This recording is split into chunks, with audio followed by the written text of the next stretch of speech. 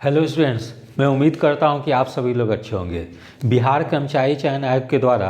तृतीय स्नातक स्तरीय संयुक्त प्रतियोगिता परीक्षा जो कि 23 दिसंबर 2022 को दो शिफ्ट में यानी फर्स्ट शिफ्ट और सेकेंड शिफ्ट में आयोजित की गई थी। वहीं 24/12/2022 को फर्स्ट शिफ्ट में परीक्षा आयोजित की गई थी। तो ये 3 शिफ्ट में जो परीक्षा आयोजित की गई, इसके क्वेश्चन जो थे वो सोशल मीडिया में एग्ज़ाम शुरू होने के पूर्व ही वायरल हो गए थे,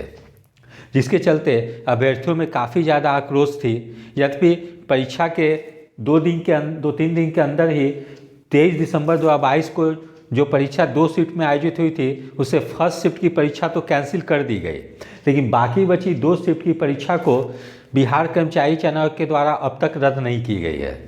जिसके विरोध में आज दिनांक 4 जनवरी 2023 को एक बिहार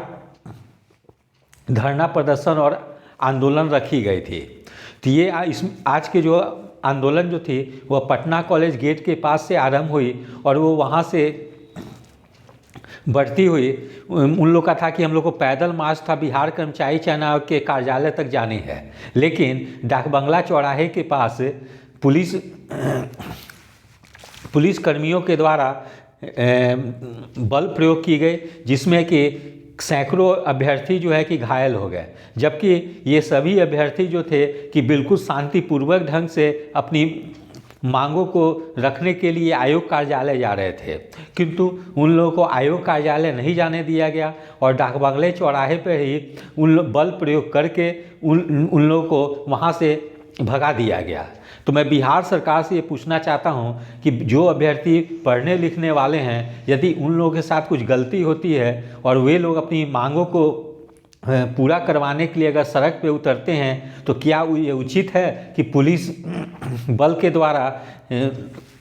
ऐसी कठोर कार्रवाई और लाठीचार्ज की जाए, जिसमें से कि निर्दोष पढ़ने लिखने वाले सैकड़ों अभ्यर्थी घायल हो गए हैं और वे लोग अभी हॉस्पिटल में अपनी इलाज करवा रहे हैं।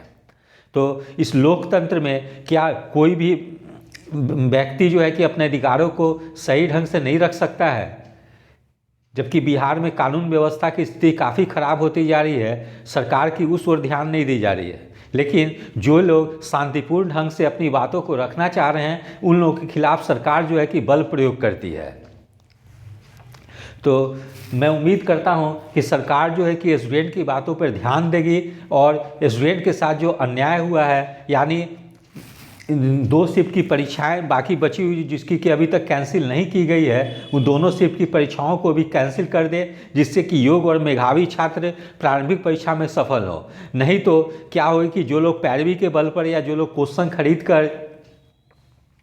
क्वेश्चन को सॉल्व करेंगे, वैसे ही लोग प्रारंभिक परीक्षा में सफल होंगे, जिससे योग्य और मेधावी छात्र पीछे रह जाएंगे। और ऐसी स्थिति में क्या होगी, जब अयोग्य लोग जब है चुनकर सरकारी नौकरी में जाएंगे, तो वैसी स्थिति में भ्रष्टाचार और मतलब काम में